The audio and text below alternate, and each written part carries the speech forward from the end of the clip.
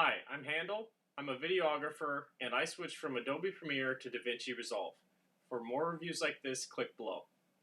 So as a videographer, I use these video editing suites to create content, edit content, colorize, finalize, and export content.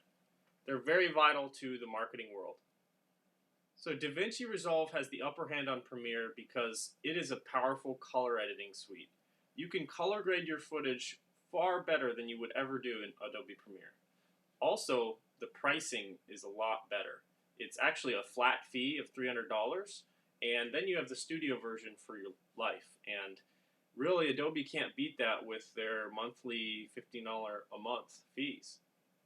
So Adobe Premiere Pro is easy to use and it's very powerful. It actually utilizes all the GPUs and CPUs of your computer very well. It's optimized for a computer.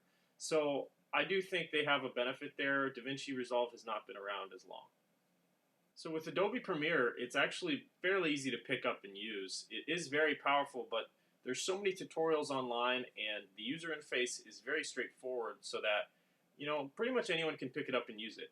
DaVinci Resolve has a very unique outlook and very unique user interface. It will take some getting used to, but once you actually get used to it, it is a very powerful tool. So when a videographer like me is choosing an editing suite, I'm actually looking for an all-in-one package. The thing with Adobe Premiere is it separates its departments, so to speak. Premiere Pro is really just for video editing. It can do some coloring, but you're really going to have to move it up to speed grade or some other sort of coloring suite to color your footage. DaVinci Resolve is everything. It imports your media, it can edit media, create media. They have a Fusion tab which allows you to do some basic effects, and then you can colorize your footage in detail and export from their software, and it's all for only $300. That's why I think DaVinci Resolve really has the upper hand over Premiere.